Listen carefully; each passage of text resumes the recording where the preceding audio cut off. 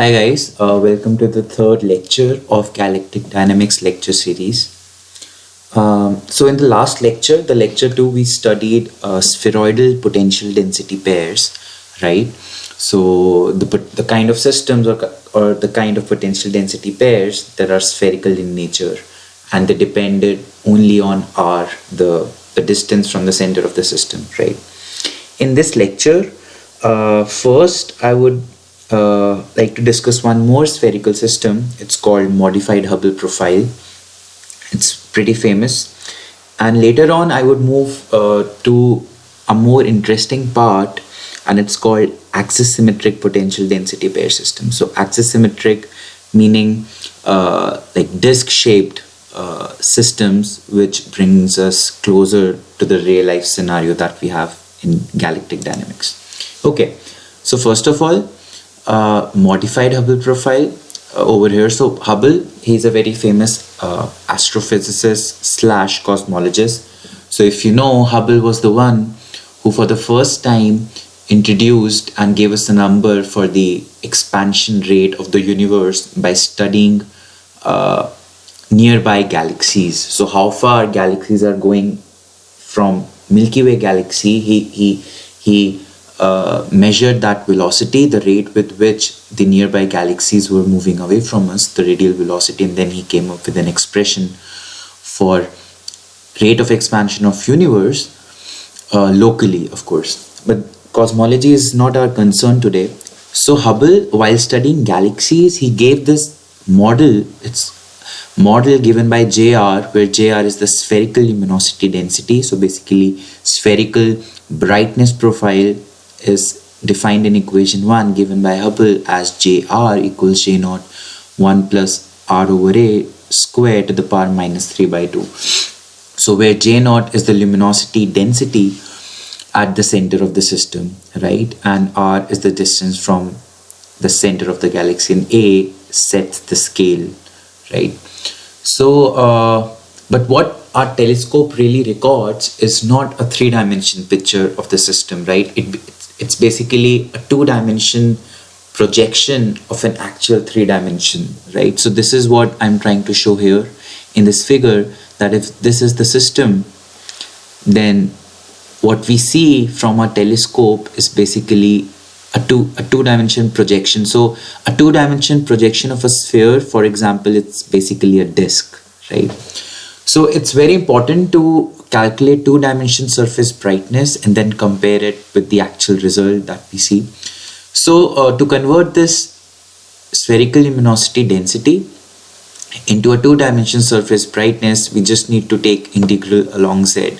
So if R is the distance from the center of the galaxy, Z it's the line of sight, right? And capital R is the distance within the system away from the center, right? So to take the two-dimension projection of this three-dimensional body, we just need to integrate along Z axis, right? So all this, the horizontal lines would technically would just sum up. So we need to integrate JR. So in the expression IR equals, to calculate IR, we just need to integrate JR, spherical luminosity density, in the Z direction from minus infinity to infinity, because we haven't set boundaries of our system. This means the system could stretch from minus infinity to infinity, which is unreal, of course, but just for the heck of it, just to keep things simple, right? So now here it's a pretty simple exercise, and you can try this integration on your own, and I would encourage you to do that. So in these lectures, I would strongly recommend that you guys who are listening to this lecture series, you sit with pen and paper, right? And you make notes and you try and solve the exercises that I focus on, the exercises I encourage you guys to solve, and the missing steps that I miss because I have other things to do. Yes, so the missing steps, because of course I jump steps, right? So that you guys get to solve something and things get exciting for you, and you learn, you build up confidence, because you cannot really escape mathematics to become a good physicist, right? So this coming back to this integration, it's pretty straightforward. You just substitute JR here, and now you, using Pythagoras theorem in this right angle triangle, you write small r square equals z square plus capital R square, right? And then you can, since it's an even term in z and we are taking integration in dz, this means that I can convert this minus infinity to infinity integral into 2 times 0 to infinity integral, right? And then after solving this integral, you would get an expression as given in equation 2 as IR equals 2 J naught A over 1 plus R by A square. So the hint here I have given is to use this integral formula over here, where 0 to infinity 1 over 1 plus y square to the power 3 by 2 dy would be 1, right? So you can do this substitution, y equals tan u. You can, it's a straightforward, it's a little lengthy, but it's straightforward integral, right? And that's how you obtain modified Hubble profile. So basically Hubble recorded the texture of the galaxy, the profile of the galaxy onto its telescope, and this equation 2 fitted very well with the 2-dimensional surface brightness. And then he argued that since his 2-dimensional surface brightness fits very well with the galaxies that you see, the galaxy naturally should have the spherical luminosity density given by this equation, right? So this is the model that he proposed. Now, if you know spherical luminosity density JR, you can very well connect it with the mass density given by this equation in blocks. So mass density rho equals gamma JR, where J is spherical luminosity again, and gamma is the mass to light ratio. So this gamma factor, it's very important because it basically tells you, it gives you the ratio of amount of mass present in a system over amount of so-called light, the luminosity that is produced by the system. And if gamma happens to be much greater than 1, this means the system is much more massive than it appears to be, right? Which in turn means that there is possibility of dark matter or some other kind of non-baryonic component that exists in the system, right? So rho r becomes this expression over here, gamma times JR. And now you can try and find the mass within the radius r of the spherical system by integrating mass density over all space in spherical coordinates, right? So you can pause for a second and try this exercise yourself to evaluate the mass r. Okay. Yes. So mass comes out to be this equation over here, right? So this is Hubble mass. This is mass for the Hubble-like profile within the radius r of the system, right? So it's 4 pi a cube gamma times j naught log of this expression minus r over a times this expression, right? So this the mass, we don't really care about the mass really, but this is just an exercise so you get the feel, the gist of what we are trying to do here, right? Yes, so the ultimate thing, of course, is always to get our hands on gravitational potential, right? Because gravitational potential rules the dynamics of the system. Be it any kind of system, be it electrostatic, be it nuclear, be it gravitational, fire is what we really we try to find out, right? So again, using Poisson equation, del square phi equals 4 pi g rho, and since we know rho, we can calculate phi, right? So Poisson, he was a French mathematician, and Poisson in French actually means fish. Fun fact. Okay, so now in spherical coordinates, this del square operator becomes this term on the left hand side here, and you can write rho r again as gamma jr, right, where gamma is the mass to light ratio. So now the task is to try and calculate gravitational potential phi here. So I'm just bringing everything on the right hand side. So it's again a lengthy, straightforward, cumbersome exercise that I would encourage you to do. So I'm bringing r square on the right hand side, and when del over del r comes on the right hand side, you need to integrate it over 0 to r, right? And then in midway, you would end up with an expression that looks similar to the mass, to the mass expression that we had just obtained, right? So in the midway of finding gravitational potential, you would end up with an equation, and you can write it as MHR, right? And then you would get, in your second last step, you'd get phi r as g 0 to r integral of MHR over r squared dr. Now you can use, you have several ways to solve this integral, but maybe you can try writing mass as function 1 and 1 over r squared as function 2, and then you can use the trick that we know from our elementary classes to solve an integral over two functions where the first function is given priority and second is given less priority. We have a formula for that, and ultimately we would end up with gravitational potential given by gmh over r. So this is what we know for spherical typical point mass spherical bodies, right? Minus 4 pi g gamma j naught a square upon under root 1 plus r by a square, right? As an exercise, you should try and calculate the circular velocity for this kind of gravitational potential, right?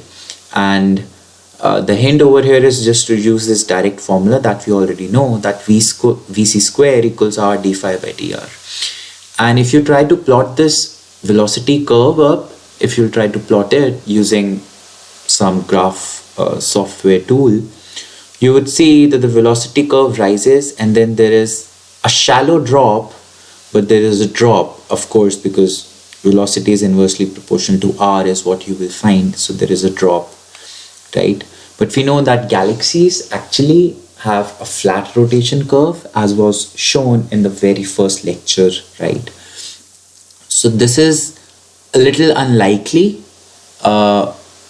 proposal of gravitational potential for a galaxy-like system, but it serves well for globular clusters or other stellar clusters, for example, right?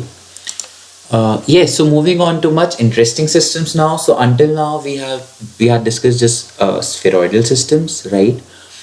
But galaxies have a major class, right? So in morphology of galaxies, we have elliptical galaxies, we have spherical galaxies, typical spherical, we have spiral galaxies, and we have disc-shaped galaxies. So Milky Way, for example, is a disc-shaped galaxy, right? And it comes under the class of axis-symmetric system, because it's axis-symmetric because the systems are independent of azimuthal angle, right?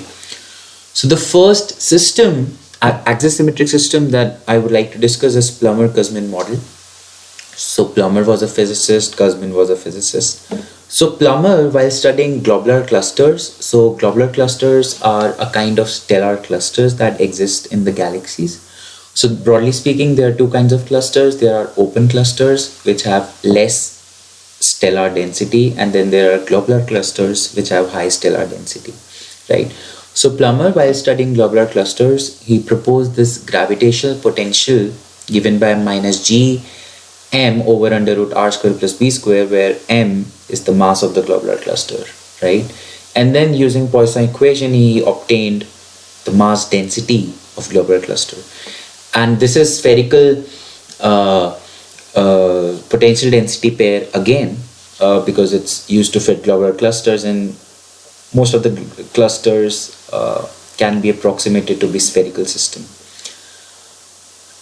But working along the same line in cylindrical coordinates, Plummer and Kuzmin, they proposed gravitational potential as expression given by 3a also. Oh, by the way, so this works very well for the globular cluster. It really fits the model. It's a very well-known model, right? So working along the same guidelines, Plummer and Kuzmin, they proposed this gravitational potential given in cylindrical coordinates, where capital R is the radius and z is the z-axis, equals minus gm over under root r square plus a plus mod z square, right? Now, as an exercise, you should try and calculate the mass density corresponding to this gravitational potential, and in fact convince yourself that that mass density for this kind of system would be zero everywhere except at z equals 0 plane. So mass density is 0 everywhere except at z equal to 0 plane, which means if mass happens to lie in a plane, then what we are actually looking forward is not to find mass density but rather surface density, right? Because mass happens to lie in a plane. So the surface density is then given by capital sigma r, is what we define as the surface density. But okay, so yes, so now we use Gauss theorem to find out the surface density of such a system. So let's consider this disk that contains the mass that we're interested in.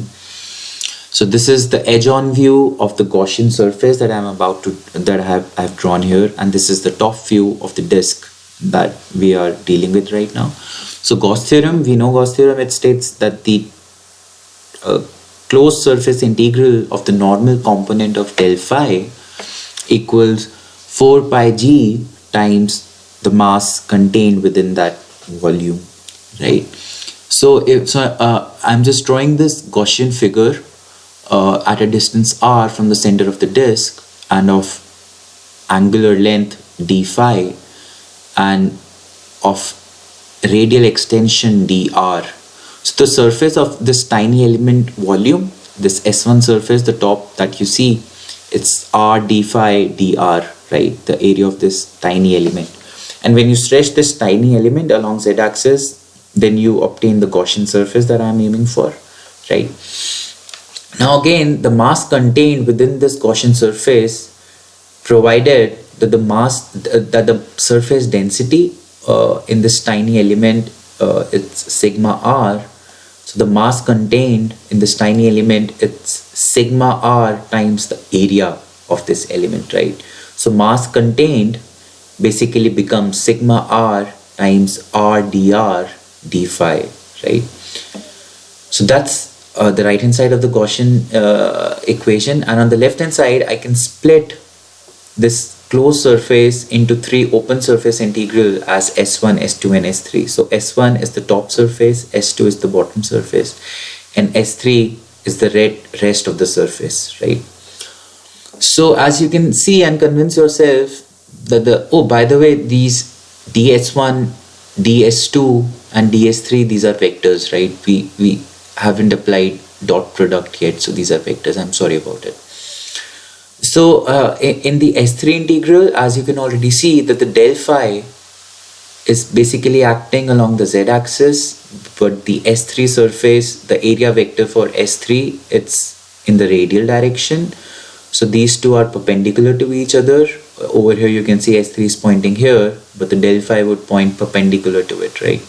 So the third term vanishes and we are left only with S1 and S2, okay? Now if you try to open this del phi term in cylindrical coordinates, the expression that you will have is written in the block over here, right? Where r is the radial coordinate, phi is the azimuthal angle, and z is the z-axis. Now let's save time and not evaluate all the terms, but just the term that we are actually interested in and would play a role in calculating this Gaussian terms, right? So this integral over here, so this term over here, we don't need to evaluate it because this term is in the radial direction, and for S1 and S2 surfaces over here, S1 and S2 drawn here, so S1 and S2 area vectors, they're pointing upwards and downwards respectively, and r cap in this first term is along the radial direction, right? So we don't need to evaluate this term because we know that this term, when this term would vanish in this S1 and S2 integral expression, right? Now del phi over del phi is 0 because system is axis-symmetric, so so gravitational potential has no phi term, right? So this expression becomes 0. But del phi over del z is still very much in the game, right? And if you will try and evaluate del phi over del z in equation 3a, this is what you will end up with, this expression. Also S1 and S2, they are similar, right? Just that their area vectors are pointing in opposite direction. but the dot product would be same, right? So we can add them up and they are equal. So this expression on the left hand side basically becomes 2 times the del phi term, and it's only del phi over del z, right, given by gm times a plus z over r squared plus a plus z whole square to the power 3 by 2 times the surface area of S1 or S2 surface, whichever you want to consider, and the area is r d phi dr, equals 4 pi g times the mass contained within that surface, right?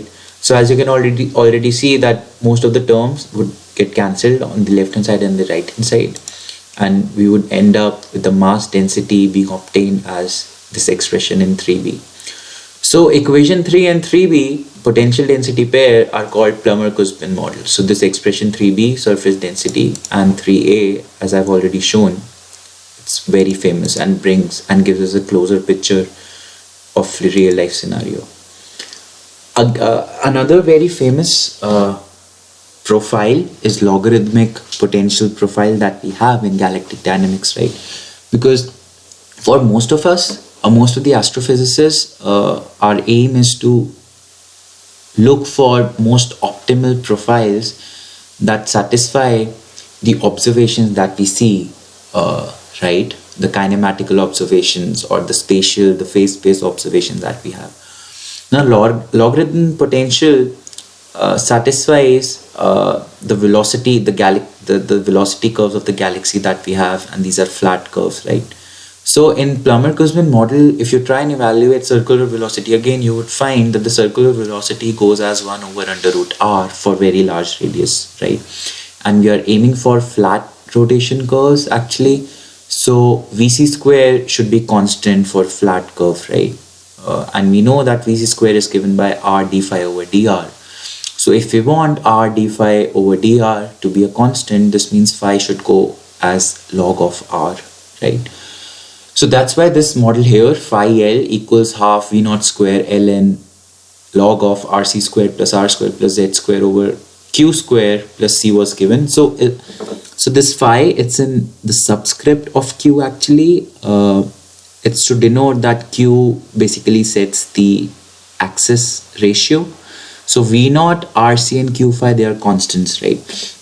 And please don't get confused. You might think, looking at the expression, that phi, here I've said that phi should go as log r, and here phi is going as log of r square, but it's not, because there is a factor of half here, and this half can basically go as power of this term in the square bracket, right? So then r square to the power half is basically r, right? So this log brings down this half here, okay? So now using this phi, if you try and evaluate velocity curve, so the velocity curve is obtained as V naught r over under root RC square plus r square for logarithm potential, and we can already see that for very large r, where we can ignore RC square, the numerator r and the denominator r would get cancelled, and we would end up with V naught, right? And we obtain our constant flat velocity curve. Yes, so the gist is that now we are coming to we are entering the reality, right? And we are bringing ourselves closer and closer to the real life picture that we have. And yes, again, it's very important to solve the numericals that I push you guys for, to solve the middle small exercises, the steps that I miss. You should solve it so that you become more confident about the subject and you feel good about it. Okay, so see you in the next lecture. Ciao.